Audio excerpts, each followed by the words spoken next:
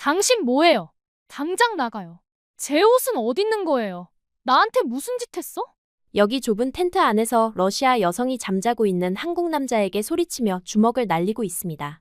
잘 자다가 난데없이 맞은 그의 표정은 날벼락이라도 맞은 듯한데요. 정신을 차린 그는 갑자기 눈을 가리고 비명을 질렀습니다. 그녀 또한 같이 비명을 지르고 서로 알아듣지도 못하는 러시아어, 한국어로 텐트 안은 정신이 하나도 없습니다. 그녀에게 들어보니 잠을 잘 때 다 벗고 자는 습관이 있다는데 생판 초면인 두 사람에게 어쩌다가 이런 일이 생겼을까요? 그들의 황당한 이야기 한번 들어보시죠. 구독과 좋아요는 감동 블라썸 영상 제작에 큰 힘이 됩니다. 안녕하세요. 제 이름은 이리나예요. 러시아의 작고 쓸쓸한 도시에서 태어났습니다. 겨울이 길고 여름이 짧은 회색빛 건물들이 끝없이 늘어선 그런 도시였어요. 아버지가 없다는 건 저에게 특별한 일이 아니었습니다. 주변에도 그런 아이들이 많았거든요. 하지만 다른 아이들과 달리 저는 어릴 적부터 집안의 기둥이 되어야 했어요. 엄마는 너무나 여리고 부드러운 사람이었습니다. 러시아 여성답지 않게 말이에요. 이웃 아주머니들은 종종 엄마를 보며 혀를 찼어요. 세상이 이렇게 험한데 저렇게 약해서 어떻게 살아가나 하면서요. 정말 그랬습니다. 엄마는 세상의 거친 파도 앞에서 종종 주저앉곤 했어요. 7살 때였던 것 같습니다. 아파트 관리사무소에서 난방비 연체 통지서가 왔을 때 엄마는 그 종이를 들고 한참을 울었어요. 저는 엄마 무릎에 앉아서 그 눈물을 닦아주며 말했습니다. 엄마, 괜찮아요. 제가 뭔가 할게요. 물론 7살이 할 수 있는 건 별로 없었지만 그때부터 저는 작은 어른이 되기 시작했어요. 어머니는 일을 하셨지만 약한 몸 때문에 쉬시는 날이 더 많았습니다. 그런 어머니를 보면서 제가 8살이 될 때부터 근처 빵집에서 마칠 때까지 기다리며 버리는 빵을 주워왔습니다. 9살 때는 이웃집 할머니의 심부름을 해드리고 작은 용돈을 받았어요. 10살이 되자 엄마 대신 장을 보러 다녔고 11살에는 집안 청소며 빨래까지 도맡아 했습니다. 엄마는 그런 저를 보며 미안해했지만 동시에 의지하고 있다는 걸 저도 알았어요. 이리나야, 넌 정말 믿음직스러워. 엄마가 자주 하시던 말이었습니다. 그 말을 들을 때마다 뿌듯하면서도 어깨가 무거워졌어요. 하지만 싫지는 않았습니다. 엄마와 단둘이 사는 우리 집은 비록 작고 가난했지만 따뜻했거든요. 겨울이면 난방이 제대로 안 되는 아파트에서 엄마와 한 이불을 덮고 잤어요. 엄마는 제게 옛날 이야기를 들려주곤 했습니다. 바바야가 이야기나 화염새 이야기, 그리고 먼 나라의 공주 이야기들이요. 그 목소리는 참 따뜻했어요. 바깥은 영하 20도까지 떨어져도 우리 이불 속은 세상에서 가장 포근한 곳이었습니다. 여름에는 함께 근처 공원에 나가 피크닉을 했어요. 빵 몇 조각과 차가운 차, 그게 전부였지만 충분했습니다. 엄마는 꽃을 따서 제 머리에 꽂아주며 우리 이리나가 세상에서 가장 예뻐 하고 말씀하셨어요. 그럴 때마다 저는 정말 행복했습니다. 하지만 세월이 흐르면서 엄마는 점점 더 의기소침해지셨어요. 다른 아이들의 아버지를 볼 때마다 엄마 얼굴에는 그늘이 졌습니다. 저는 그런 엄마를 보며 더욱 단단해져야겠다고 다짐했어요. 15살이 되자 방과 후 아르바이트를 시작했습니다. 카페에서 설거지를 하고 주말에는 시장에서 물건을 나르는 일도 했어요. 이리나, 너무 무리하지 마라. 엄마가 걱정스럽게 말씀하셨지만 저는 괜찮다고 대답했습니다. 정말 괜찮았거든요. 아니, 괜찮다고 생각하려고 했어요. 그게 우리 삶이었고 저는 그 삶에 적응해 있었습니다. 그런데 제가 20살이 되던 해봄, 엄마가 갑자기 많이 아프기 시작하셨어요. 처음에는 단순한 감기인 줄 알았습니다. 하지만 기침이 계속되고 체중이 급격히 줄어들더니 어느 날은 화장실에서 피를 토하셨어요. 병원에 가야 해요. 제가 다급히 말했지만 엄마는 고개를 저으셨습니다. 괜찮아, 조금 쉬면 나아질 거야. 하지만 상태는 더 악화되었어요. 결국 제가 억지로 모시고 간 병원에서 나온 진단은 폐암이었습니다. 그것도 상당히 진행된 상태였어요. 의사는 즉시 치료를 시작해야 한다고 했지만 엄마는 단호하게 거부하셨습니다. 치료비가 얼마인데 그 돈으로 이리나가 대학을 가야지. 저는 엄마를 설득하려 했지만 소용없었어요. 엄마는 이미 마음을 정하신 것 같았습니다. 대신 엄마는 조용히 집안을 정리하기 시작하셨어요. 오래된 사진들을 꺼내보시고 제게 줄 수 있는 모든 것들을 하나씩 챙겨두셨습니다. 그런 나날이 한 달쯤 지났을 때 엄마가 갑자기 말씀하셨어요. 이리나야, 우리 캠핑 한번 가보자. 캠핑이라니요? 저희는 평생 캠핑을 한 번도 가본 적이 없었습니다. 돈도 없었고 장비도 없었거든요. 하지만 엄마의 눈빛이 너무 간절해서 저는 그냥 고개를 끄덕였어요. 좋아요, 엄마. 작은 텐트 하나와 간단한 침낭 그리고 먹을 것 조금을 챙겨서 시 외곽의 작은 호수로 향했습니다. 엄마는 그날따라 기분이 좋아 보이셨어요. 오랜만에 볼 수 있는 밝은 미소였어요. 텐트를 치고 작은 모닥불을 피우는 동안 엄마는 계속 주변을 둘러보셨습니다. 마치 무언가를 찾는 것 같았어요. 해가 지고 별이 뜨기 시작하자 엄마가 갑자기 입을 여셨습니다. 이리나야, 엄마가 너에게 말하지 않은 이야기가 있어. 모닥불이 타닥거리는 소리가 유난히 크게 들렸어요. 저는 긴장하며 엄마를 바라봤습니다. 네, 엄마. 너의 아버지 이야기야. 순간 심장이 멈추는 것 같았어요. 아버지에 대한 이야기는 제게 금기였습니다. 어릴 때 한두 번 물어본 적이 있었지만 엄마는 항상 나쁜 사람이었어. 우리를 버리고 갔어. 라고만 하셨거든요. 그래서 저는 더 이상 묻지 않았어요. 엄마가 너를 임신했을 때 너의 아버지는 22살이었어. 나는 20살이었고 엄마의 목소리가 떨리기 시작했습니다. 그는 정말 좋은 사람이었어. 나를 진심으로 사랑해줬고 나도 그를 사랑했지. 제가 알고 있던 이야기와 완전히 달랐어요. 저는 아무 말도 할 수 없었습니다. 우리는 여기서 만났어. 이 호수에서. 그때 그도 혼자 캠핑을 왔었거든. 나는 친구들과 함께 왔었는데 그 친구들은 먼저 들어가고 나 혼자 남았었어. 그때 그가 다가와서 말을 걸었지. 엄마는 먼 곳을 바라보며 계속하셨어요. 6개월 동안 사귀었어. 그는 나에게 프로포즈까지 했었지. 하지만 그때 징병영장이 나왔어. 체첸으로 가야 한다고 했어. 체첸이라는 단어에 저는 몸이 굳었습니다. 그곳은 전쟁이 벌어지고 있던 곳이었어요. 그는 돌아오겠다고 약속했어. 전쟁이 끝나면 결혼하자고 했지. 하지만 엄마의 목소리가 더욱 작아졌습니다. 그는 돌아오지 못했어. 돌아오지 못했다는 게 전사했어. 엄마가 고개를 떨구며 말씀하셨어요. 내가 너를 임신한 지 3달 만에. 저는 할 말을 잃었습니다. 아버지가 저희를 버린 게 아니라 나라가 아버지를 데려간 거였어요. 그리고 그는 저를 보지도 못한 채 죽었던 거예요. 왜 그동안 말하지 않으셨어요? 미안해. 엄마가 눈물을 흘리기 시작했습니다. 너에게 나라에 대한 원망을 심어주고 싶지 않았어. 그리고 나도 너무 아파서 감출 수밖에 없었어. 그제야 이해할 수 있었어요. 엄마가 왜 그렇게 약했는지, 왜 혼자서 세상을 헤쳐나가기 어려워했는지. 엄마는 사랑하는 사람을 잃고 혼자 아이를 키워야 했던 거였어요. 너의 아버지 이름은 알렉산드르였어. 넌 그의 눈을 닮았어. 엄마가 제 얼굴을 쓰다듬으며 말씀하셨습니다. 그는 너를 정말 사랑했을 거야. 태어나기도 전부터. 그날 밤 저는 처음으로 아버지에 대해 알게 되었습니다. 그리고 엄마의 깊은 상처도 함께요. 모닥불이 꺼져갈 때까지 엄마는 아버지와의 추억을 들려주셨어요. 처음으로 만났던 날, 첫 데이트, 첫 키스 그리고 마지막 이별까지. 그 캠핑이 엄마와 함께한 마지막 여행이었습니다. 집으로 돌아온 지 일주일 만에 엄마는 병원으로 실려갔고 열흘 뒤 조용히 눈을 감으셨어요. 마지막 순간까지 제 손을 꼭 잡고 계셨습니다. 이리나야, 이제 너 혼자서도 잘 살아갈 거야. 엄마는 알고 있어. 그것이 엄마의 마지막 말씀이었어요. 장례를 치르고 집으로 돌아온 저는 완전히 혼자가 되었습니다. 21살의 나이에 말이에요. 그 작은 아파트는 갑자기 너무 넓고 텅 비어 보였어요.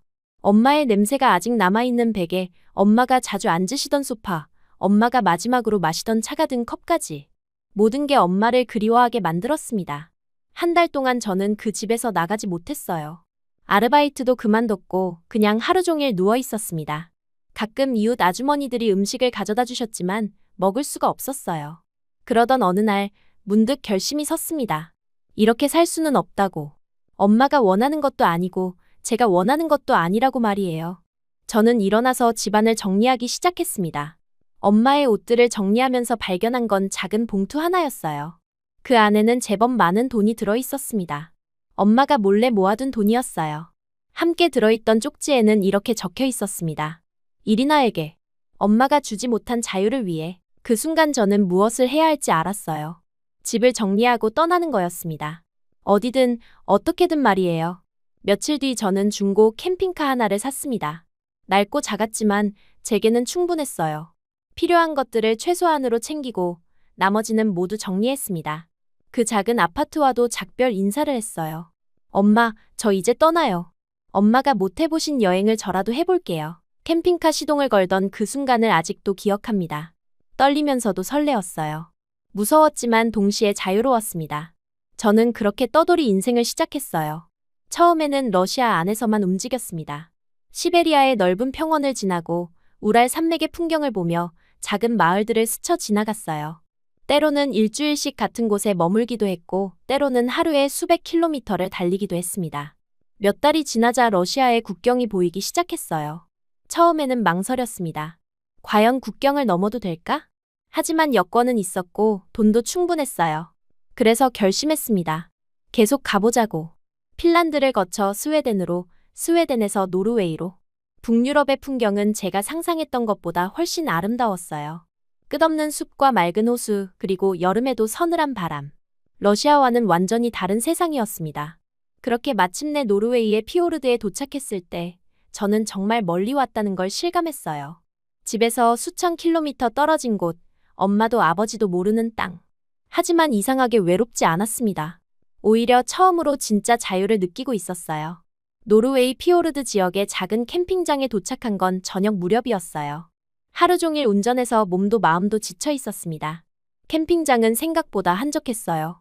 몇 개의 텐트가 듬성듬성 떨어져 있었고 대부분 가족 단위 여행객들 같았습니다. 저는 호수가 내려다 보이는 조용한 자리에 캠핑카를 세웠어요. 창문을 열자 시원한 바람이 들어왔고 물 냄새와 풀 냄새가 섞인 공기가 뱃속 깊숙이 스며들었습니다. 러시아에서는 맡을 수 없었던 냄새였어요. 좀 더 상큼하고 깨끗한 느낌이었습니다. 해가 지기 시작하자 다른 캠핑객들은 하나둘 텐트 안으로 들어갔어요. 저만 혼자 캠핑카 밖에 앉아 있었습니다.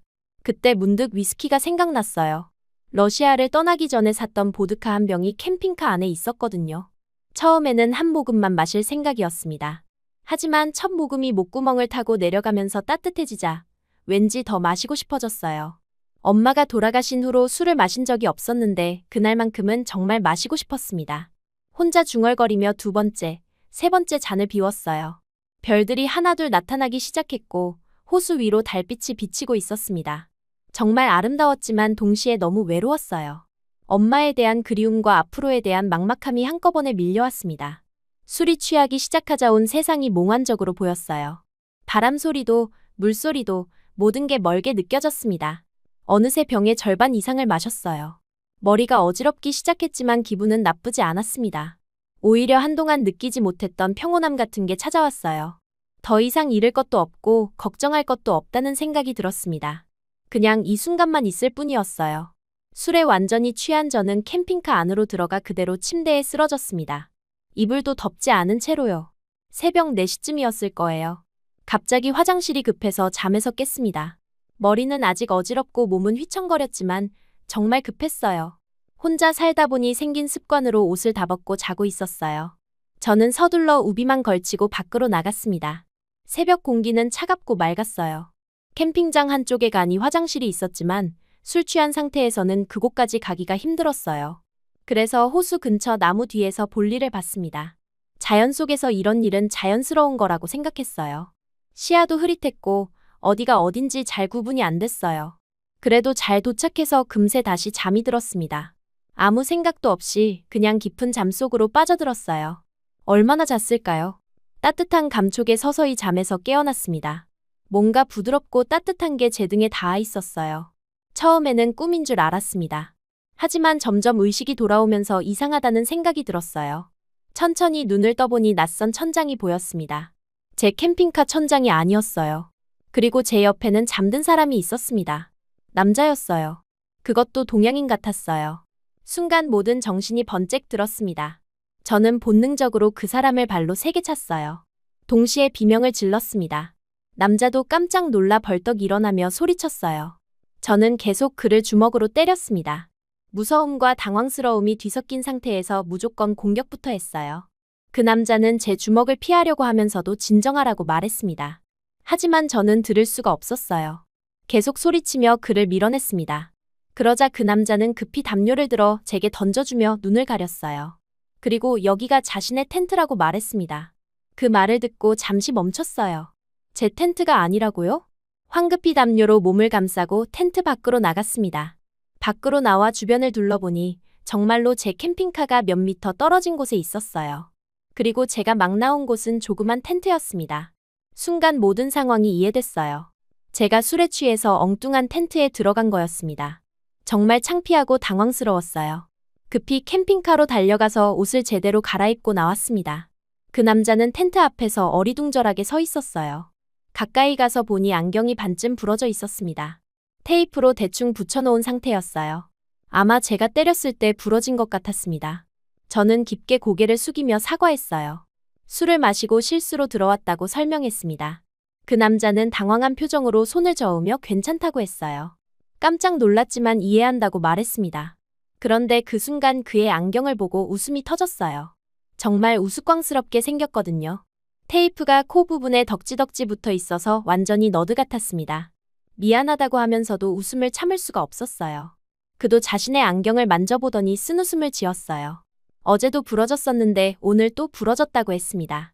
캠핑이 처음이라 서툴러서 텐트 치다가도 실수했었다고 하더라고요.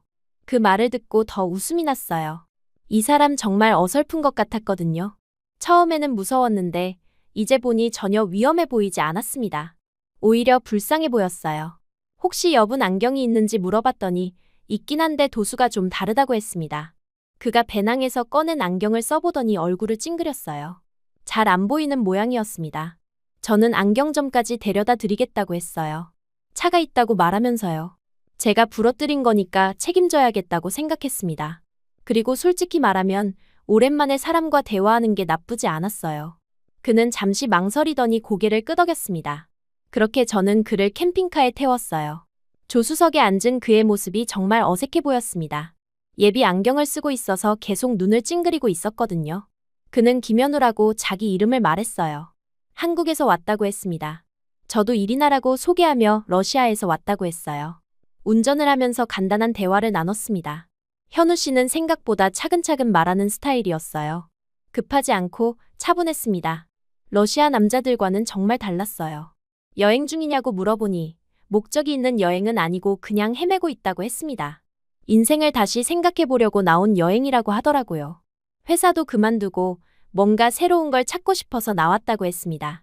그 말을 듣고 묘하게 동질감이 느껴졌어요. 저도 비슷한 상황이었거든요. 물론 제 경우는 더 복잡했지만 새로운 시작을 찾는다는 면에서는 같았습니다. 가장 가까운 마을까지는 30분 정도 걸렸어요. 작은 마을이었지만 안경점은 있었습니다. 다행히 현우 씨 안경과 비슷한 도수의 렌즈가 있어서 1시간 만에 수리가 끝났어요. 새 안경을 쓴 현우 씨는 완전히 다른 사람 같았습니다. 생각보다 괜찮게 생겼더라고요. 테이프 안경을 쓰고 있을 때는 정말 너드 같았는데 제대로 쓰니까 꽤 지적이고 온화해 보였어요. 그는 정말 감사하다며 덕분에 잘 보인다고 했습니다. 안경점에서 나와서 현우 씨가 커피 한 잔 마시자고 제안했어요. 마을 중심가에 작은 카페가 있었습니다. 노르웨이 스타일의 아늑한 카페였어요. 따뜻한 커피를 마시며 우리는 더 편안하게 대화를 나눴습니다. 현우 씨는 정말 차분하고 사려 깊은 사람이었어요. 말을 할 때도 신중했고 상대방의 말을 끝까지 들어주는 타입이었습니다. 저는 그런 모습이 마음에 들었어요. 급하지 않고 여유로운 느낌이었거든요. 커피를 마시면서 현우 씨가 물었어요. 앞으로 어디로 갈 계획이냐고. 저는 특별히 정한 곳은 없다고 했습니다. 그냥 발길 닿는 대로 간다고 하면서요. 그러자 현우 씨도 자신도 마찬가지라고 했어요. 그때 문득 노르피엘드가 생각났습니다. 가이드북에서 본 그 협곡 사진이 정말 인상적이었거든요. 높은 절벽들 사이로 펼쳐진 장관이 마치 다른 세상 같았어요. 하지만 혼자 가기에는 조금 무서웠습니다. 저는 조심스럽게 물어봤어요. 혹시 노르피엘드라는 곳을 알고 있는지. 현우 씨는 고개를 끄덕이며 유명한 협곡이라고 했습니다. 정말 아름다운 곳이라고 들었다고 하더라고요. 하지만 혼자 가기에는 좀 위험할 수도 있다고 했어요. 그 말을 듣고 저는 용기를 냈습니다. 혹시 관심이 있다면 같이 가자고 제안했어요. 물론 각자 따로 여행하되 안전을 위해 함께 가자는 의미였습니다. 제가 그런 제안을 할 줄은 정말 몰랐어요. 평소 같았으면 절대 모르는 사람에게 그런 말을 하지 않았을 거예요. 하지만 현우 씨에게는 왠지 마음이 열렸습니다. 위험하지 않은 사람이라는 직감이 들었거든요. 오히려 저보다 더 조심스럽고 신중한 타입 같았어요. 현우 씨는 잠시 생각에 잠겼습니다. 커피 잔을 들고 창밖을 바라보더니 천천히 고개를 끄덕였어요. 좋은 생각이라고 했습니다. 자신도 혼자 가기에는 좀 부담스러웠는데 함께 간다면 안전할 것 같다고 하더라고요. 그리고 덧붙여 말했어요. 혼자 여행하다 보니 가끔 심심했는데 오늘 만난 것도 인연인 것 같다고. 그 말을 들으니 가슴이 따뜻해졌습니다. 정말 오랜만에 누군가와 연결되는 느낌이었어요. 우리는 계획을 간단히 세웠어요. 내일 아침 일찍 출발해서 노르피엘드로 향하기로 했습니다. 하루 정도 머물면서 협곡을 탐험하고 그 다음에는 각자의 길을 가기로 했어요. 부담 없는 동행이었습니다. 카페를 나서면서 현우 씨가 말했어요. 오늘 정말 재밌었다고. 아침에 깨어났을 때는 상상도 못했던 하루였다고 하더라고요. 저도 마찬가지였습니다. 아침에 그렇게 창피한 일을 겪을 줄도 몰랐고 새로운 사람을 만날 줄도 몰랐어요. 캠핑장으로 돌아오는 길에 저는 묘한 설렘을 느꼈습니다. 오랜만에 누군가와 함께 여행을 하게 된다는 생각에 기대됐어요. 엄마와 함께했던 마지막 캠핑 이후로는 처음이었거든요. 현우 씨는 제 캠핑카에서 적당히 떨어진 곳에 텐트를 쳤어요. 아마 어젯밤 일 때문에 신경 쓰는 것 같았습니다. 저는 그런 배려가 고마웠어요. 서로의 영역을 존중하면서도 함께할 수 있는 거리였거든요. 저녁을 준비하면서 저는 내일에 대한 기대감으로 가득했습니다. 노르피엘드는 어떤 곳일까? 현우 씨와의 여행은 어떨까? 궁금한 게 많았어요. 하지만 동시에 약간의 걱정도 있었습니다. 낯선 사람과 함께하는 여행이 과연 괜찮을까 하는 걱정이요. 하지만 그런 걱정보다는 설렘이 더 컸어요. 오랜만에 혼자가 아닌 여행을 하게 된다는 사실이 정말 기뻤습니다. 물론 아직은 서로를 잘 모르는 사이였지만 뭔가 좋은 일이 일어날 것 같은 예감이 들었어요. 그날 밤 잠들기 전 저는 노르피엘드에 대한 정보를 다시 한번 찾아봤습니다. 정말 아름다운 곳이었어요. 높은 절벽들과 깊은 협곡 그리고 맑은 강물. 사진만 봐도 숨이 멎을 것 같았습니다. 내일이 정말 기대됐어요. 새로운 곳을 탐험한다는 설렘도 있었지만 현우 씨와 함께 한다는 것이 더 특별하게 느껴졌습니다. 어젯밤의 실수가 이런 만남으로 이어질 줄은 정말 몰랐어요. 인생이란 참 신기한 것 같습니다. 가장 당황스럽고 창피한 순간이 새로운 시작의 계기가 될 줄이야. 저는 미소를 지으며 눈을 감았어요. 내일의 노르피엘드 여행이 어떤 하루가 될지 정말 궁금하고 기대됐습니다. 다음 날 아침 일찍 눈을 떴습니다. 창밖으로 보니 날씨가 정말 좋았어요. 구름 한 점 없는 맑은 하늘이 펼쳐져 있었고 새들의 지저귐 소리가 들렸습니다. 오랜만에 설렘으로 잠에서 깨는 기분이었어요. 현우 씨도 벌써 일어나서 텐트 앞에서 간단한 아침을 드시고 있었습니다. 저는 급히 세면을 하고 캠핑카 밖으로 나갔어요. 그가 저를 보고 미소를 지으며 인사했습니다. 새 안경을 쓴 모습이 어제보다 훨씬 더 지적이고 온화해 보였어요. 아침을 함께 먹으며 오늘의 계획을 이야기했습니다. 노르피엘드까지는 약 2시간 정도 걸릴 것 같다고 했어요. 현우 씨는 지도를 펼쳐놓고 가는 길을 설명해줬습니다. 정말 세심한 사람이라는 생각이 들었어요. 출발 준비를 하는 동안 저는 묘한 기대감에 가슴이 두근거렸습니다. 엄마와 함께했던 마지막 캠핑 이후로는 처음으로 누군가와 함께하는 여행이었거든요. 현우 씨는 배낭에 필요한 것들을 꼼꼼히 챙기고 있었어요. 캠핑카에 올라탄 현우 씨는 조금 긴장한 것 같았습니다. 어제는 안경 때문에 정신이 없었는데 오늘은 제대로 된 여행이니까 부담스러웠을 거예요. 저는 그런 그를 보며 웃음이 났어요.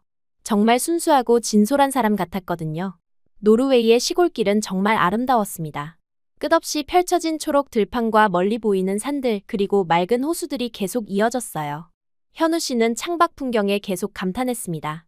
한국에서는 보기 힘든 풍경이라고 하더라고요. 운전하면서 우리는 서로에 대해 더 알아갔어요. 현우 씨는 어릴 때부터 여행을 좋아했다고 했습니다. 하지만 회사 생활을 하면서는 제대로 된 여행을 할 시간이 없었다고 하더라고요. 그래서 이번 기회에 유럽을 제대로 돌아보고 싶다고 했어요. 저는 러시아에서의 생활에 대해 간단히 이야기했습니다. 물론 자세한 내용은 말하지 않았어요. 너무 무거운 이야기를 하기에는 아직 서로를 잘 모르는 사이였거든요.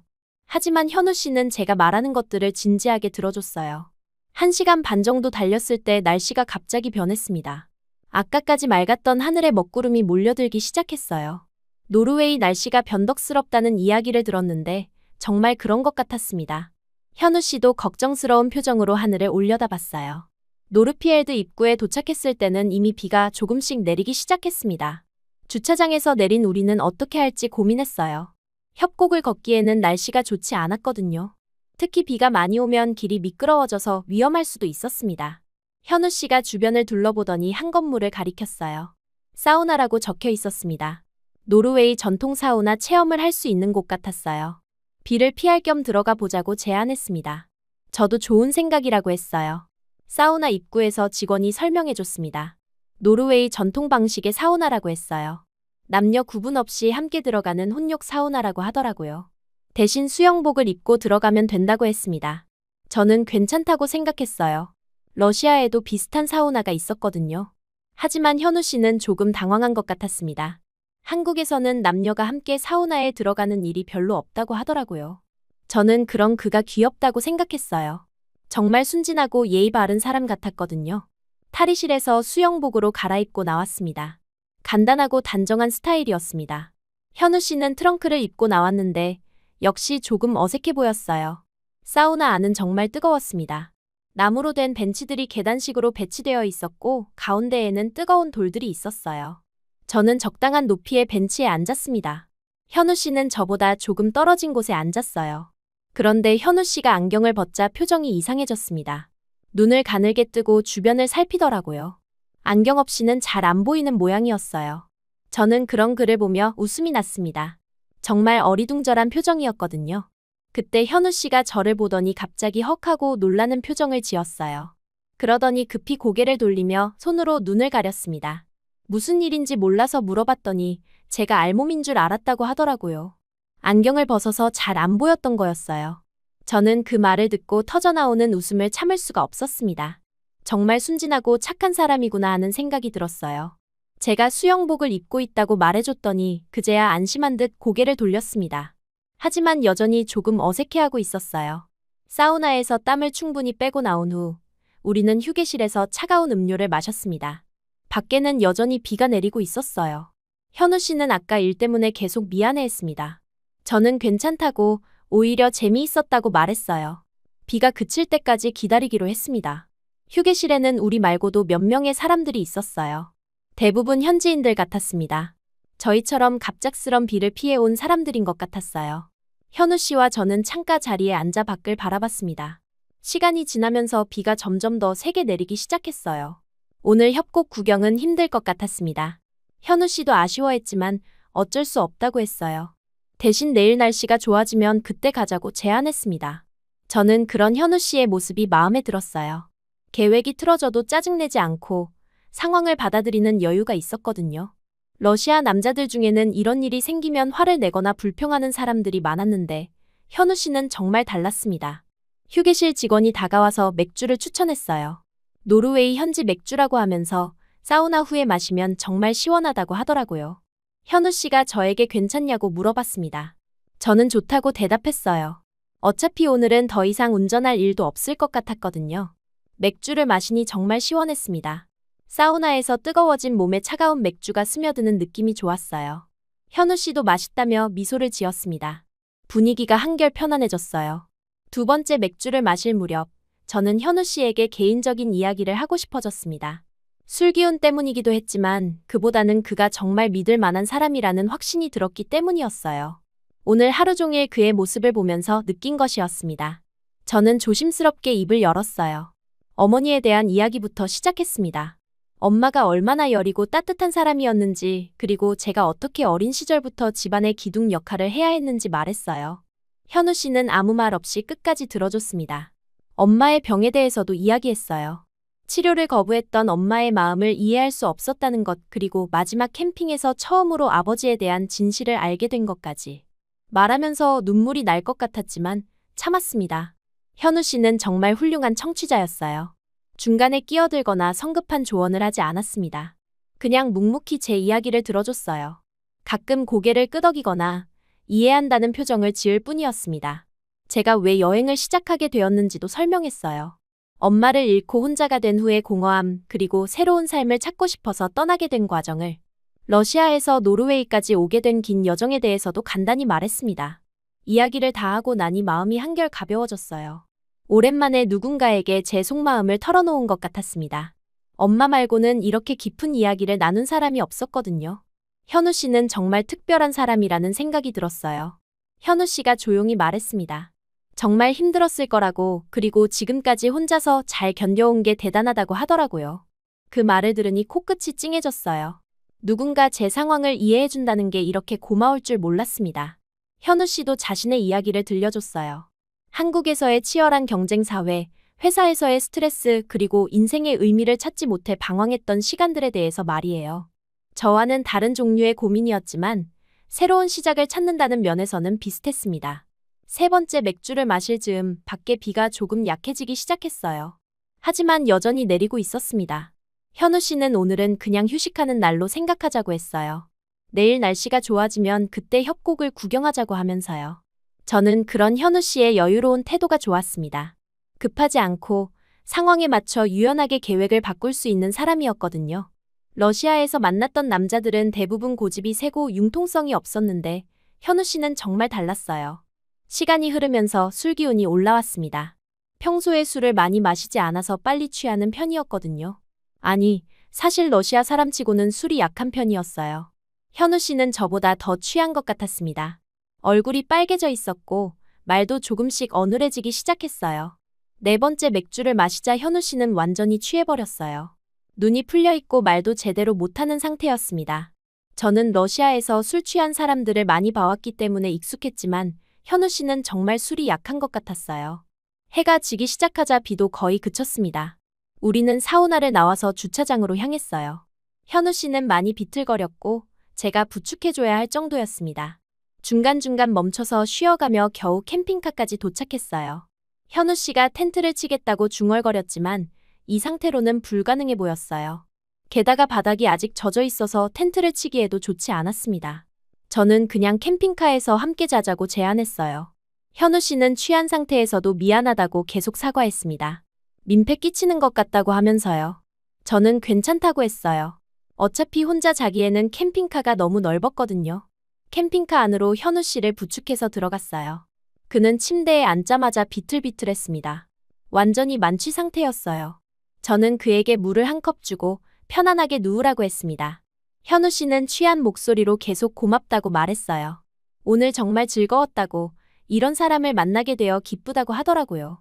술에 취해서 하는 말이었지만 진심이 느껴졌습니다. 저는 그런 현우 씨를 보며 미소가 지어졌어요. 정말 순수하고 착한 사람이라는 걸 다시 한번 확인할 수 있었거든요. 술을 마셔도 난폭해지거나 이상하게 변하지 않았습니다. 그냥 더 솔직해졌을 뿐이었어요. 밤이 깊어지자 현우 씨는 완전히 잠들어 버렸어요. 고른 숨소리를 내면서 깊이 잠든 모습이었습니다. 저는 그 옆에서 조용히 누웠어요. 오늘 하루가 정말 특별했다는 생각이 들었습니다. 캠핑카 불을 끄고 누워서 현우 씨의 잠든 모습을 바라봤어요. 낯선 사람이었지만 이상하게 안전하다는 느낌이 들었습니다. 혼자가 아니라는 것만으로도 마음이 편했어요. 창밖으로는 별들이 보였어요. 구름이 걷히면서 맑은 밤하늘이 드러난 것 같았습니다. 내일은 정말 좋은 날씨가 될 것 같았어요. 노르피엘드 협곡을 구경할 수 있을 거라는 기대감이 들었습니다. 하지만 그보다도 현우 씨와 함께 시간을 보낼 수 있다는 것이 더 기뻤어요. 오늘 하루 만에 정말 많은 것을 나눴고 서로를 이해하게 된 것 같았습니다. 처음에는 단순한 동행이라고 생각했는데 이제는 좀 더 특별한 관계가 될 수도 있겠다는 생각이 들었어요. 그날 밤, 저는 정말 깊이 잠들 수 있었습니다. 혼자가 아니라는 안도감, 그리고 내일에 대한 기대감으로 가득 찬 채로요. 현우 씨라는 사람을 만난 것이 정말 행운이라는 생각이 들었어요. 바람 소리가 캠핑카를 감싸며 지나갔습니다. 하지만 무섭지 않았어요. 옆에 누군가 있다는 것, 그리고 그 누군가가 현우 씨라는 것만으로도 충분히 안전하고 평화로웠습니다. 잠들기 전 마지막 순간, 저는 생각했어요. 처음으로 누군가 곁에 있다는 감각이 무섭지 않았습니다. 오히려 따뜻하고 포근했어요. 이런 기분을 느낀 건 엄마와 함께 있을 때 이후로는 처음이었습니다. 아침 햇살이 캠핑카 창문을 통해 들어오면서 저는 천천히 잠에서 깨어났습니다. 눈을 뜨자마자 깜짝 놀랐어요. 또다시 아무것도 입지 않은 채로 자고 있었던 거예요. 어젯밤 술기운에 옷을 벗고 그냥 잠들어 버린 것 같았습니다. 급히 담요를 끌어당겨 몸을 가렸어요. 그때 현우 씨가 조용히 자리에서 일어나는 뒷모습이 보였습니다. 그는 고개를 돌리지 않고 캠핑카 한쪽으로 가서 커피를 내리기 시작했어요. 제가 당황하고 있다는 걸 눈치챈 것 같았습니다. 정말 민망했어요. 어제에 이어 또 이런 일이 생기다니. 하지만 현우 씨는 전혀 이상한 기색을 보이지 않았습니다. 마치 아무 일도 없었던 것처럼 자연스럽게 행동했어요. 그런 그의 모습이 오히려 더 당황스러웠습니다. 저는 조용히 옷을 찾아 입었어요. 현우 씨는 여전히 등을 돌린 채 커피를 내리고 있었습니다. 커피 향이 캠핑카 안을 가득 채웠어요. 정말 좋은 냄새였지만 지금 상황에서는 집중할 수가 없었습니다. 옷을 다 입고 나서야 현우 씨가 돌아봤어요. 그리고 환하게 웃으며 말했습니다. 오늘 날씨가 정말 좋으니까 노르피엘드를 올라가자고 하더라고요. 마치 아침에 일어난 일은 전혀 신경 쓰지 않는다는 듯이 말이에요. 묘하게 자존심이 상했습니다. 제가 이렇게 당황하고 있는데 현우 씨는 너무 태연했거든요. 아니면 정말로 아무렇지도 않게 생각하는 건가. 그런 생각이 들자 왠지 모르게 기분이 이상해졌어요. 하지만 현우 씨의 제안을 거절할 이유도 없었습니다. 어제 비 때문에 못 본 노르피엘드를 오늘은 꼭 보고 싶었거든요. 저는 무심한 척하며 좋다고 대답했어요. 내심으로는 복잡한 감정이 들끓고 있었지만요. 아침을 간단히 먹고 출발 준비를 했습니다. 현우 씨는 배낭에 물과 간식을 챙겼어요. 등산에 대한 기본 상식은 있는 것 같았습니다. 저도 필요한 것들을 챙겨서 작은 배낭에 넣었어요. 창밖으로 보니 정말 날씨가 좋았습니다. 어제와는 완전히 다른 맑은 하늘이었어요. 구름 한 점 없이 파란 하늘이 펼쳐져 있었고 바람도 시원했습니다. 등산하기에는 완벽한 날씨였어요. 노르피엘드 입구에 도착해서 등산로를 확인했습니다. 생각보다 가파른 길이었어요. 하지만 불가능할 정도는 아니었습니다. 현우 씨가 제게 괜찮겠냐고 물어봤어요. 저는 당연히 괜찮다고 대답했습니다. 등산을 시작하자마자 현우 씨의 배려심을 느낄 수 있었어요. 제가 뒤처지지 않는지 계속 확인했고 힘든 구간에서는 속도를 늦춰줬습니다. 하지만 지나치게 도움을 주려고 하지는 않았어요. 제가 혼자 할 수 있을 때는 지켜만 봤습니다. 30분 정도 올라갔을 때 첫 번째 전망대에 도착했어요. 거기서 내려다본 풍경이 정말 장관이었습니다. 깊은 협곡과 그 사이로 흐르는 강 그리고 멀리 보이는 피오르드까지. 사진으로만 보던 노르웨이의 풍경이 눈앞에 펼쳐져 있었어요. 현우 씨도 감탄하며 사진을 찍었습니다. 저는 그런 글을 보며 미소가 지어졌어요. 정말 순수하게 아름다운 것에 감동하는 사람이라는 걸 느낄 수 있었거든요. 그런 모습이 어제 아침에 민망함을 조금 잊게 해줬습니다. 하지만 계속 올라가면서 저는 점점 힘들어지기 시작했어요. 평소에 운동을 많이 하지 않아서 체력이 부족했거든요. 현우 씨는 괜찮아 보였지만 저는 숨이 차고 다리가 무거워졌습니다. 그런 제 모습을 본 현우 씨가 자주 휴식을 제안했어요. 물도 자주 마시라고 하고 무리하지 말라고 했습니다. 그런 배려가 고마웠지만 동시에 부담스럽기도 했어요. 제가 짐이 되는 것 같아서요. 중간 지점쯤에서 저는 정말 지쳐서 쉬어야 했습니다. 바위에 앉아서 숨을 고르는데 현우 씨가 옆에 앉았어요. 그리고 갑자기 제 손을 잡았습니다. 따뜻하고 부드러운 손이었어요. 그때 현우 씨가 말했습니다. 어제 제가 힘든 이야기를 털어놓았을 때 제대로 위로해주지 못해서 미안하다고. 얼마나 힘들었을지 상상이 된다고 하더라고요. 그 말을 듣는 순간 가슴이 뭉클해졌어요. 참고 있던 감정이 터져나왔습니다. 눈물이 주르륵 흘러내렸어요. 엄마를 잃고 나서 계속 참고 있던 슬픔과 외로움이 한꺼번에 쏟아져 나왔습니다. 현우 씨 앞에서 이렇게 우는 게 부끄러웠지만 멈출 수가 없었어요. 현우 씨는 아무 말도 하지 않았습니다. 그냥 제 손을 꼭 잡고 있을 뿐이었어요. 뒤돌아보지도 않고 그냥 옆에 앉아서 기다려줬습니다. 그런 그의 존재가 얼마나 위로가 되는지 몰라요. 한참을 울고 나서야 마음이 조금 진정됐습니다. 현우 씨가 손수건을 건네줬어요. 정말 오랜만에 마음껏 울어본 것 같았습니다. 엄마가 돌아가신 후로는 혼자 울기만 했는데 누군가 옆에 있는 상태에서 우는 건 처음이었어요. 눈물을 닦고 나서 현우 씨를 보니 걱정스러운 표정을 하고 있었습니다. 괜찮냐고 물어봤지만 저는 대답 대신 고개만 끄덕였어요. 사실 괜찮지 않았지만 현우 씨의 따뜻함 덕분에 조금은 나아진 것 같았습니다. 그 후로 우리는 계속 손을 잡고 올라갔어요. 현우 씨는 제가 힘들어할 때마다 손에 힘을 주며 격려해줬습니다. 말로 하는 위로보다 훨씬 효과적이었어요. 그의 손길에서 진심이 느껴졌거든요. 가파른 구간을 지나면서 저는 현우 씨에 대해 다시 생각해봤습니다. 처음에는 단순히 어설프고 순진한 사람이라고 생각했어요. 하지만 지금 보니 정말 따뜻하고 세심한 사람이었습니다. 제 감정을 이해하고 배려할 줄 아는 사람이었어요. 마지막 구간은 정말 가팔랐습니다. 거의 바위를 타고 올라가야 할 정도였어요. 현우 씨가 먼저 올라가서 제게 손을 내밀어줬습니다. 그 손을 잡고 올라가면서 저는 안전함을 느꼈어요. 이 사람이라면 믿을 수 있겠다는 생각이 들었습니다. 드디어 정상에 도착했을 때 저는 말문이 막혔어요. 눈앞에 펼쳐진 풍경이 정말 장관이었거든요. 깊은 협곡이 끝없이 이어져 있었고 그 사이로 에메랄드빛 강물이 흘러가고 있었습니다. 구름들이 산 아래쪽에 떠 있어서 마치 하늘 위에 서 있는 것 같았어요. 현우 씨와 저는 아무 말도 하지 않고 그 풍경을 바라봤습니다. 말로 표현할 수 없을 만큼 아름다웠거든요. 바람이 살랑살랑 불어와서 더욱 기분이 좋았어요. 세상의 모든 걱정이 사라진 것 같았습니다. 그곳에서 점심을 먹으면서 우리는 조용한 대화를 나눴어요. 현우 씨는 이런 풍경을 보면 인생의 고민들이 작게 느껴진다고 했습니다. 저도 같은 생각이었어요. 자연 앞에서는 인간의 문제들이 정말 사소해 보였거든요. 몇 시간을 그곳에서 보냈습니다. 사진도 찍고 바람도 쐬고 그냥 멍하니 풍경만 바라보기도 했어요. 현우 씨와 함께 있으니 시간 가는 줄 몰랐습니다. 이렇게 평화로운 시간을 보낸 지가 정말 오래된 것 같았어요. 해가 기울기 시작하자 하산을 시작했습니다. 내려가는 길은 올라갈 때보다 쉬웠지만 더 조심해야 했어요. 미끄러질 위험이 있었거든요. 현우 씨는 위험한 구간에서 항상 제 앞에서 길을 확인해줬습니다. 하산하는 동안 저는 오늘 하루를 생각해봤어요.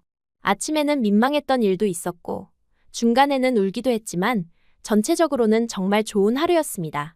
특히 현우 씨와 손을 잡고 걸었던 시간이 가장 기억에 남았어요. 캠핑장에 돌아왔을 때는 해가 거의 진 상태였습니다. 하루 종일 걸어서 몸은 피곤했지만, 마음은 한결 가벼워진 느낌이었어요. 현우 씨도 피곤해 보였지만 만족스러운 표정을 하고 있었습니다. 저녁을 함께 먹으면서 오늘의 등산에 대해 이야기했어요. 현우 씨는 제가 생각보다 체력이 좋다고 칭찬해줬습니다. 저는 그의 도움이 없었다면 정상까지 올라가지 못했을 거라고 대답했어요. 정말 그런 생각이었거든요.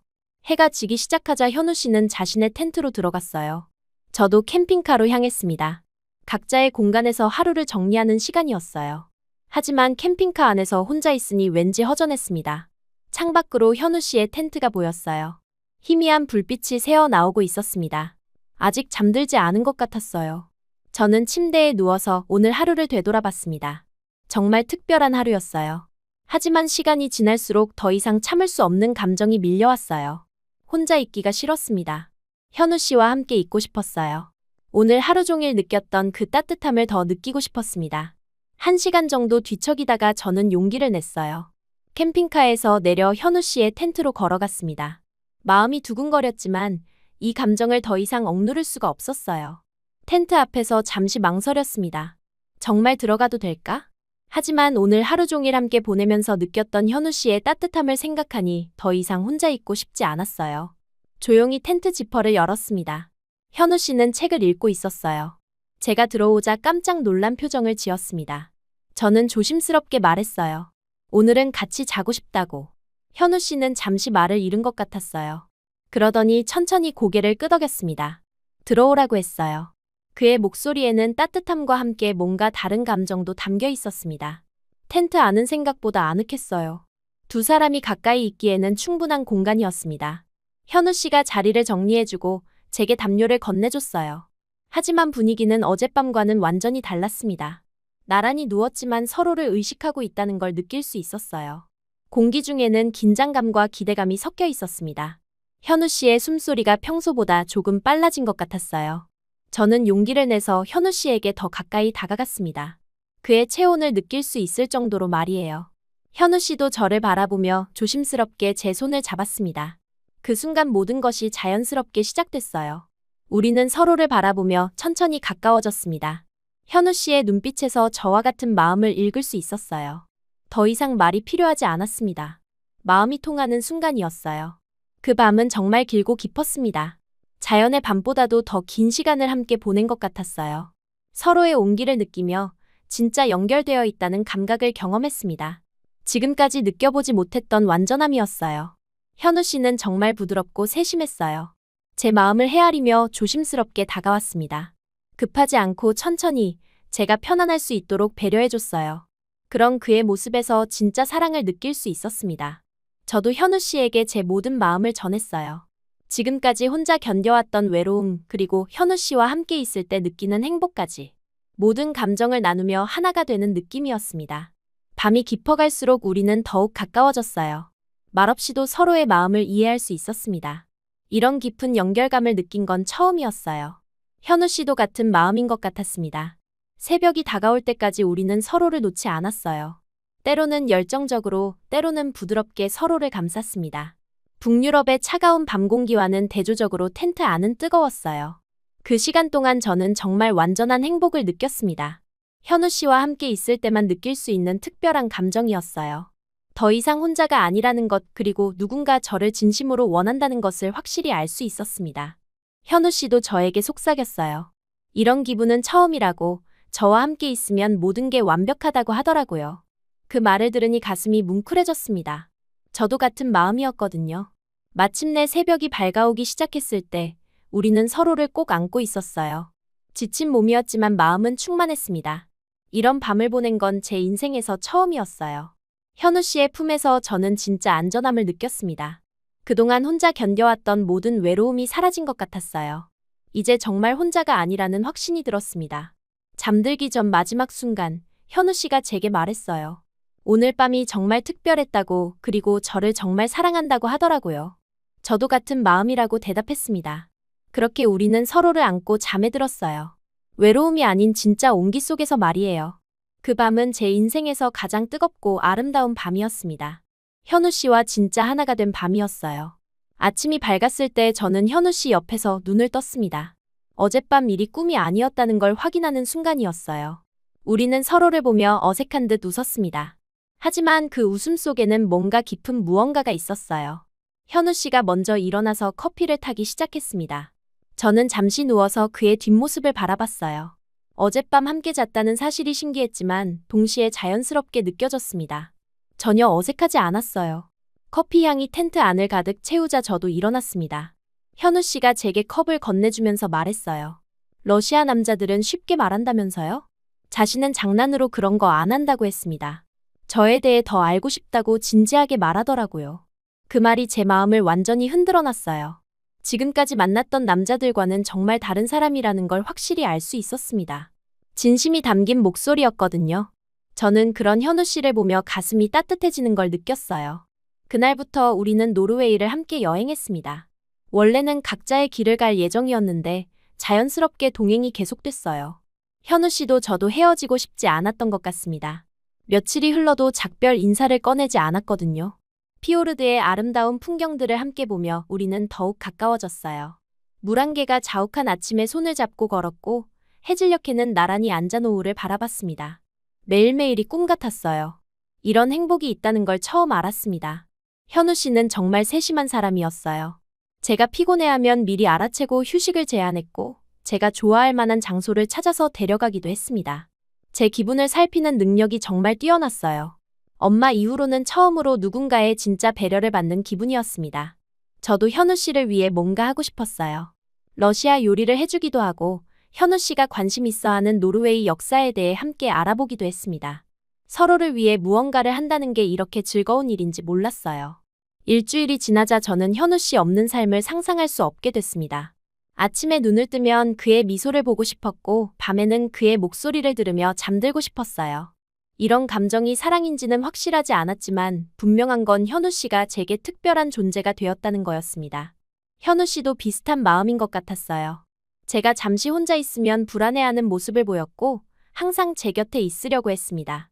우리는 말로 표현하지는 않았지만 서로에게 의존하고 있다는 걸 느낄 수 있었어요. 그런데 열흘째 되는 날, 현우 씨가 갑자기 진지한 표정을 지었습니다. 캠핑카 앞에 서서 한참 생각에 잠긴 모습이었어요. 저는 무슨 일인지 궁금해서 다가갔습니다. 혹시 저와 함께 있는 게 부담스러워진 건 아닌지 걱정됐거든요. 현우 씨가 조용히 말했어요. 캠핑카를 팔고 한국으로 가자고. 처음에는 농담인 줄 알았습니다. 갑작스러운 제안이었거든요. 하지만 그의 표정을 보니 진심이라는 걸 알 수 있었어요. 한국이라니요? 저는 한국에 대해 아는 게 거의 없었어요. K-팝이나 드라마 정도만 들어봤을 뿐이었습니다. 그럼 먼 나라로 가자는 제안을 받다니 정말 당황스러웠어요. 하지만 현우 씨의 눈빛이 너무 진지해서 농담으로 넘길 수가 없었습니다. 현우 씨가 설명해줬어요. 한국은 자연 속에 도시가 있는 곳이라고 했습니다. 사람들도 따뜻하고 제가 쉬어갈 곳이 필요하지 않냐고 하더라고요. 저에게 안정적인 삶을 주고 싶다는 마음이 담긴 말이었어요. 그 말을 들으니 가슴이 뭉클해졌습니다. 러시아에서 단 한 번도 받아본 적 없는 진심이었거든요. 진짜로 함께 가자는 제안이었어요. 현우 씨는 단순한 여행 동반자가 아니라 인생의 동반자가 되고 싶어 하는 것 같았습니다. 하지만 동시에 두려웠어요.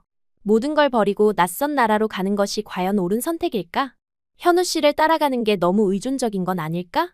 그런 걱정들이 머릿속을 맴돌았습니다. 현우 씨는 제가 고민하는 모습을 보고 기다려줬어요. 재촉하지도 않고 그냥 조용히 제 결정을 기다렸습니다. 그런 그의 모습을 보니 더욱 믿음이 갔어요. 정말 저를 생각해서 하는 제안이라는 걸 느낄 수 있었거든요. 이틀 동안 고민했습니다. 엄마 무덤도 러시아에 있고 제가 나고 자란 곳도 러시아였어요. 그 모든 걸 뒤로하고 떠나는 게 맞는 걸까? 하지만 러시아에 남아있을 이유도 딱히 없었습니다. 오히려 슬픈 기억들만 가득했어요. 결정적이었던 건 현우 씨와 함께 있을 때 느끼는 안정감이었어요. 이 사람과 함께라면 어디든 갈 수 있을 것 같았습니다. 현우 씨가 제게 새로운 삶의 기회를 주고 있다는 생각이 들었어요. 마침내 저는 결심했습니다. 캠핑카를 팔고 현우 씨와 함께 한국으로 가기로 했어요. 그 결정을 말했을 때 현우 씨의 얼굴에 환한 미소가 떠올랐습니다. 정말 기뻐하는 모습이었어요. 캠핑카를 파는 과정은 생각보다 복잡했어요. 서류 정리도 해야 했고 적정 가격을 찾는 것도 시간이 걸렸습니다. 하지만 현우 씨가 모든 과정을 도와줘서 수월하게 할 수 있었어요. 정말 든든한 동반자라는 생각이 들었습니다. 한국 비자를 받는 것도 쉽지 않았어요.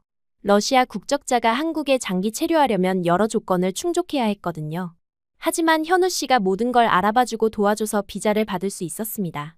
출발 전날 밤, 저는 복잡한 심정이었어요. 기대감과 불안감이 동시에 밀려왔습니다. 정말 잘하는 선택인지 확신이 서지 않았어요. 현우 씨는 그런 제 마음을 알아차리고 위로해줬습니다. 새로운 시작이라고 생각하라고 했어요. 과거의 아픈 기억들을 뒤로하고 행복한 미래를 만들어가자고 하더라고요. 그 말을 들으니 마음이 한결 가벼워졌습니다. 현우 씨와 함께라면 정말 새로운 삶을 살 수 있을 것 같았어요. 한 달 후 드디어 인천공항에 도착했습니다. 비행기에서 내려 공항 건물로 걸어가는데 모든 게 신기했어요. 공항부터가 러시아와 완전히 달랐습니다. 깔끔하고 현대적이면서도 따뜻한 느낌이었어요. 입국 심사를 받을 때는 정말 긴장했습니다. 혹시 문제가 생기면 어떡하나 싶어서요. 하지만 현우 씨가 옆에서 통역도 해주고 도와줘서 무사히 통과할 수 있었어요. 정말 안심이 됐습니다. 공항 밖으로 나오자 새로운 세상이 펼쳐져 있었어요. 초고층 건물들이 하늘을 찌르듯 솟아 있었지만 그 사이사이로 산의 능선이 보였습니다. 도시와 자연이 조화롭게 어우러진 모습이었어요. 러시아에서는 볼 수 없었던 풍경이었습니다. 사람들의 모습도 인상적이었어요. 모두 바쁘게 움직이고 있었지만 서로에게 상냥했습니다. 길을 물어보면 친절하게 알려줬고 제가 외국인이라는 걸 알면 더욱 도움을 주려고 했어요. 정말 따뜻한 사람들이라는 생각이 들었습니다. 현우 씨의 집으로 가는 길에 저는 계속 창밖을 바라봤어요. 모든 게 새롭고 신기했습니다. 도시 안에 이렇게 많은 공원과 나무들이 있는 줄 몰랐어요. 진짜로 자연 속에 도시가 있다는 현우 씨의 말이 맞았습니다. 현우 씨의 집은 아담하고 깔끔했어요. 혼자 살기에는 충분한 크기였습니다. 저를 위해 따로 방을 준비해놨다고 하더라고요. 정말 세심한 배려였어요. 제가 편안하게 지낼 수 있도록 모든 걸 준비해둔 것 같았습니다. 그날 저녁, 현우 씨의 부모님을 뵈었어요. 처음에는 정말 긴장됐습니다. 러시아에서 온 낯선 여자를 어떻게 받아들일지 걱정됐거든요. 하지만 부모님들은 정말 따뜻하게 맞아주셨어요. 어머님은 제 손을 꼭 잡으시며 고생 많았다고 하셨습니다. 현우에게서 제 이야기를 들으셨다고 하더라고요. 아버님도 이제 가족이 됐으니 편하게 지내라고 말씀해 주셨어요. 정말 눈물이 날 것 같았습니다. 저녁 식사를 함께 하면서 저는 한국 음식을 처음 맛봤어요. 김치찌개와 불고기 그리고 여러 반찬들이 나왔습니다. 처음 먹어보는 맛이었지만 정말 맛있었어요. 특히 김치의 매콤한 맛이 인상적이었습니다. 부모님들은 제게 한국 생활에 대해 여러 가지 조언을 해주셨어요. 언어부터 배워야 한다고 하시면서 좋은 학원도 추천해 주셨습니다. 또 한국 문화에 대해서도 설명해 주셨어요. 정말 친자식처럼 챙겨주시는 모습이었습니다. 그날 밤, 제 방에서 혼자 있으면서 지난 일들을 되돌아봤어요. 엄마를 잃고 혼자가 되었던 때부터 현우 씨를 만나고 지금 한국까지 오게 된 것까지. 정말 꿈 같은 일들이었습니다. 창밖으로 보이는 서울의 야경이 아름다웠어요. 수많은 불빛들이 반짝이고 있었습니다. 저 불빛 하나하나가 누군가의 삶이겠구나 하는 생각이 들었어요. 저도 이제 그 불빛 중 하나가 되는 거라는 생각에 설렜습니다. 현우 씨가 방문을 두드리며 들어왔어요. 괜찮냐고 물어봤습니다. 저는 정말 괜찮다고 대답했어요. 아니, 괜찮다는 말로는 부족했습니다. 정말 감사하고 행복했거든요. 현우 씨가 말했어요. 이제 도망치지 말고 여기서 살아보라고. 새로운 인생을 시작하라고 하더라고요. 그 말을 들으니 정말 새로운 시작이라는 실감이 났습니다. 제가 지금까지 도망다니기만 했다는 것도 깨달았어요. 저는 조용히 고개를 끄덕였습니다. 정말 여기서 새롭게 시작하고 싶다고 말했어요. 현우 씨와 함께라면 어떤 어려움도 극복할 수 있을 것 같다고도 했습니다. 현우 씨는 환하게 웃으며 꼭 도와주겠다고 약속했어요. 그날 밤부터 저희 진짜 새로운 삶이 시작됐습니다. 더 이상 도망다니는 삶이 아니라 정착해서 뿌리를 내리는 삶이요. 현우 씨라는 든든한 동반자와 함께하는 새로운 출발이었어요. 한국이라는 낯선 땅에서 새로운 언어와 문화를 배워가며 살아가는 것은 쉽지 않을 거라는 걸 알았습니다. 하지만 두렵지 않았어요. 현우 씨가 있고 따뜻한 사람들이 있으니까요. 무엇보다 저 자신이 정말 변하고 싶었습니다. 러시아에서 노르웨이로 그리고 한국까지 정말 멀리 왔다는 생각이 들었어요. 하지만 이제는 더 이상 떠날 이유가 없었습니다. 여기가 제 새로운 고향이 될 곳이었으니까요. 현우 씨와 함께 만들어갈 새로운 삶의 터전이었습니다. 한국에서의 첫 봄은 정말 아름다웠어요. 러시아의 춥고 긴 겨울과는 완전히 달랐습니다. 벚꽃이 피고 지는 모습을 보며 저는 계절의 변화가 이렇게 부드러울 수 있다는 걸 처음 알았어요. 모든 게 신기하고 새로웠습니다. 현우 씨는 제가 한국 생활에 적응할 수 있도록 정말 많은 도움을 줬어요. 한국어 학원에 등록해줬고 생활에 필요한 모든 것들을 차근차근 알려줬습니다. 은행 계좌 만드는 법부터 지하철 타는 법까지 하나하나 친절하게 설명해줬어요. 한국어 공부는 생각보다 어려웠습니다. 러시아어와는 완전히 다른 문자와 발음이었거든요. 하지만 포기하지 않고 열심히 했어요. 현우 씨와 대화하고 싶었고 이 나라의 사람들과 소통하고 싶었거든요. 학원에서 만난 다른 외국인 학생들과도 친해졌어요. 각자 다른 나라에서 왔지만 한국에서 새로운 삶을 시작한다는 공통점이 있었습니다. 서로의 경험을 나누며 격려하는 시간들이 정말 소중했어요. 몇 달이 지나자 간단한 일상 대화는 할 수 있게 됐습니다. 마트에서 장을 보거나 카페에서 커피를 주문하는 정도였지만 그것만으로도 성취감이 컸어요. 현우 씨는 제 발전을 보며 정말 기뻐했습니다. 한국 문화에 적응하는 것도 흥미로웠어요. 어른에게 존댓말을 쓰는 것, 밥을 먹을 때의 예의, 그리고 정이 많은 사람들의 성격까지. 러시아와는 다른 따뜻함이 있었습니다. 사람들이 서로를 진심으로 챙기는 모습이 인상적이었어요. 현우 씨의 부모님도 정말 친자식처럼 저를 돌봐주셨어요. 주말마다 집에 초대해서 한국 음식을 해주시고 한국의 전통과 역사에 대해서도 알려주셨습니다. 어머님은 제가 한국어를 틀리게 말해도 웃으며 고쳐주셨어요. 6개월이 지날 무렵 저는 한국이 정말 제 두 번째 고향이 된 것 같다고 느꼈습니다. 아침에 일어나면 창밖으로 보이는 산들이 반가웠고 거리를 걸으면서 사람들의 목소리를 들으면 마음이 편해졌어요. 더 이상 외국인이라는 느낌보다는 이곳 사람이 되어가는 느낌이었습니다. 현우 씨와의 관계도 점점 깊어졌어요. 처음에는 서로에 대해 조심스러웠지만 시간이 지나면서 진짜 가족 같은 느낌이 들었습니다. 그의 세심한 배려와 따뜻함 덕분에 저는 정말 안정감을 느낄 수 있었어요. 그런데 어느 날 갑자기 몸에 이상이 생겼습니다. 아침에 일어나면 어지럽고 냄새에도 민감해졌어요. 처음에는 단순한 몸살이나 스트레스인 줄 알았습니다. 새로운 환경에 적응하느라 무리했나 싶었거든요. 하지만 증상이 계속되자 현우 씨가 병원에 가보자고 했어요. 저는 별거 아닐 거라고 생각했지만 그의 걱정 어린 표정을 보니 검사를 받아보는 게 좋겠다는 생각이 들었습니다. 병원에서 여러 검사를 받았어요. 혈액 검사부터 시작해서 여러 항목을 확인했습니다. 의사 선생님이 결과를 기다리라고 하셨는데 그 시간이 정말 길게 느껴졌어요. 현우 씨가 제 손을 잡고 있어줘서 조금은 안심이 됐습니다. 검사 결과가 나왔을 때 의사 선생님의 표정이 밝아졌어요. 임신이라고 하셨습니다. 순간 머릿속이 하얘졌어요. 임신이라니. 전혀 예상하지 못했던 결과였거든요. 현우 씨도 깜짝 놀란 표정이었습니다. 기쁨보다는 두려움이 먼저 찾아왔어요. 엄마의 모습이 떠올랐습니다. 혼자서 저를 키우며 얼마나 힘들어했는지, 그리고 마지막에 아버지 이야기를 하며 눈물 흘리던 모습까지. 혹시 저도 그런 상황이 되는 건 아닐까 하는 불안감이 밀려왔어요. 병원에서 나와 집으로 가는 길에 저는 계속 침묵을 지켰습니다. 현우 씨도 무슨 생각을 하는지 말이 없었어요. 둘 다 갑작스러운 소식에 당황한 것 같았습니다. 집에 도착해서도 한동안 아무 말을 하지 못했어요. 그날 밤 저는 잠을 이룰 수가 없었습니다. 임신이라는 현실이 믿어지지 않았고 동시에 앞으로 어떻게 해야 할지 막막했어요. 현우 씨는 어떤 생각을 하고 있을까? 부담스러워하지는 않을까? 그런 걱정들이 머릿속을 맴돌았습니다. 다음 날 아침, 저는 용기를 내서 현우 씨에게 물어봤어요. 혹시 군대에 가야 하는지 말이에요. 엄마처럼 혼자 아이를 키워야 하는 상황이 될까봐 정말 무서웠거든요. 떨리는 목소리로 물어보는 제 모습이 초라해 보였습니다. 현우 씨는 잠시 멈칫하더니 환하게 웃었어요. 이미 군대를 다녀왔다고, 이번에는 자신이 떠나지 않는다고 말했습니다. 그 말을 들으니 가슴 한편이 확 풀리는 것 같았어요.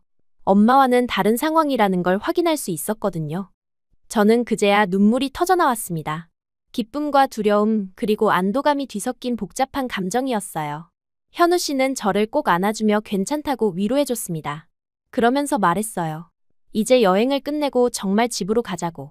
우리만의 가정을 꾸리자고 하더라고요. 그 말을 들으니 정말 새로운 시작이라는 실감이 났습니다. 더 이상 혼자가 아니라는 확신도 들었어요. 몇 주 후 현우 씨가 프러포즈했습니다. 거창한 이벤트는 아니었지만 진심이 담긴 마음이 느껴졌어요. 저와 아이를 끝까지 책임지고 싶다고, 진짜 가족이 되고 싶다고 말했습니다. 저는 망설임 없이 그렇다고 대답했어요. 결혼 준비는 간소하게 했습니다. 화려한 결혼식보다는 가족들과 가까운 지인들만 모신 따뜻한 결혼식을 원했어요. 현우 씨의 부모님이 모든 걸 도와주셔서 수월하게 준비할 수 있었습니다. 결혼식 날, 시부모님이 제게 말씀하셨어요. 이제 진짜 우리 딸이라고, 앞으로 가족으로 살아가자고 하시더라고요. 그 말을 들으니 눈물이 났습니다. 진짜 가족을 얻은 것 같은 기분이었어요. 엄마 이후로 이런 따뜻함을 느낀 건 처음이었습니다. 임신 기간 동안 저는 정말 많은 사랑을 받았어요. 현우 씨는 물론이고 시부모님, 그리고 새로 사귄 한국 친구들까지. 모든 사람들이 저와 아이를 걱정해주고 챙겨줬습니다. 러시아에서는 느껴보지 못했던 공동체의 따뜻함이었어요. 한국어 실력도 많이 늘었습니다. 아이를 위해서라도 더 열심히 공부했거든요. 한국에서 태어날 아이와 소통하려면 제가 먼저 이 나라의 언어를 완전히 익혀야 한다고 생각했어요. 출산일이 다가올 무렵, 저는 정말 많은 감정을 느꼈습니다. 기대감과 두려움이 공존했어요. 과연 좋은 엄마가 될 수 있을까? 아이에게 부족함 없이 사랑을 줄 수 있을까? 그런 걱정들이 있었지만 현우 씨와 가족들의 지지가 있어서 용기를 낼 수 있었습니다. 드디어 아이가 태어났어요. 작고 예쁜 딸이었습니다. 처음 아이를 안았을 때의 그 감동은 말로 표현할 수 없었어요. 이 작은 생명이 저와 현우 씨의 사랑으로 태어났다는 게 신기하고 감사했습니다. 현우 씨도 아이를 보며 눈물을 흘렸어요. 정말 행복해하는 모습이었습니다. 아이 이름을 지을 때도 한국 이름과 러시아 이름을 모두 고려해서 지었어요. 두 나라의 문화가 조화롭게 어우러진 이름이었습니다. 육아는 생각보다 힘들었지만 행복했어요. 밤에 자주 깨는 아이 때문에 잠을 제대로 못 자기도 했지만 아이의 작은 미소 하나만으로도 모든 피로가 사라졌습니다. 현우 씨도 적극적으로 육아에 참여해서 정말 든든했어요. 시부모님들도 손녀를 정말 사랑해 주셨어요. 주말마다 와서 아이를 돌봐주시고 육아 노하우도 알려주셨습니다. 저는 그런 가족들의 사랑 속에서 정말 행복한 시간을 보낼 수 있었어요. 아이가 6개월 정도 됐을 때 저는 처음으로 아이를 데리고 혼자 공원에 갔어요. 날씨가 정말 좋은 봄날이었습니다. 반팔을 입고 아이를 안고 공원을 걸으면서 저는 깊은 감동을 느꼈어요. 팔에 남아있던 옛 상처 자국들 위로 따뜻한 햇살이 내려앉았습니다. 러시아에서의 힘들었던 시간들, 엄마를 잃었던 슬픔, 그리고 혼자였던 외로움의 흔적들이요. 하지만 이제 그 위에는 새로운 행복이 덮여 있었어요. 공원 벤치에 앉아 아이를 보며 저는 생각했습니다. 이제 더 이상 숨지 않아도 되는 삶을 살고 있다고. 과거의 상처를 감추려고 애쓰지 않아도 되고 미래를 두려워하지 않아도 되는 산말이에요. 그게 이렇게 따뜻한 것인지 처음 알았습니다. 하늘을 올려다보며 저는 속으로 말했어요. 제 인생의 방황이 여기서 끝났고 한국에서 다시 시작됐다고. 엄마도 하늘에서 지금의 저를 보며 안심하고 계실 거라고 생각했습니다. 바람이 부드럽게 제 머리카락과 아이의 머리카락을 스치고 지나갔어요. 마치 모든 걸 이해한다는 듯이 따뜻하게 감싸주는 느낌이었습니다. 저는 그 순간 정말 완전한 평화를 느꼈어요. 집으로 돌아가는 길에 현우 씨에게서 문자가 왔어요. 퇴근하고 집에 가서 우리 모녀를 만나는 게 제일 행복하다는 내용이었습니다. 저도 같은 마음이었어요. 이렇게 평범하지만 소중한 일상이 제게는 최고의 행복이었거든요. 그날 저녁 가족 3명이 함께 저녁을 먹으면서 저는 확신했습니다. 이게 제가 그토록 찾던 행복이라고. 거창하지 않지만 진짜 사랑이 있는 삶이라고 말이에요. 현우 씨와 아이, 그리고 따뜻한 가족들과 함께하는 이 시간들이 제 인생의 가장 소중한 순간들이었습니다. 밤에 아이를 재우고 현우 씨와 함께 앉아 있으면서 저는 과거를 돌아봤어요. 러시아에서의 힘든 시간들, 엄마를 잃었던 아픔, 그리고 혼자 떠났던 긴 여행까지. 모든 게 지금 이 순간을 위한 과정이었다는 생각이 들었습니다. 만약 그 모든 일들이 없었다면 현우 씨를 만날 수도 없었을 거고, 지금의 행복도 없었을 거예요. 힘들었던 시간들도 결국은 저를 이곳으로 이끌어준 소중한 경험이었다는 걸 깨달았습니다. 이제 저는 더 이상 도망 다니지 않아요. 뿌리를 내리고 정착해서 사랑하는 사람들과 함께 살아가고 있습니다. 진짜 가족의 시간이 시작된 거예요. 그리고 이 행복이 앞으로도 계속 이어져 나갈 거라는 확신이 들었습니다.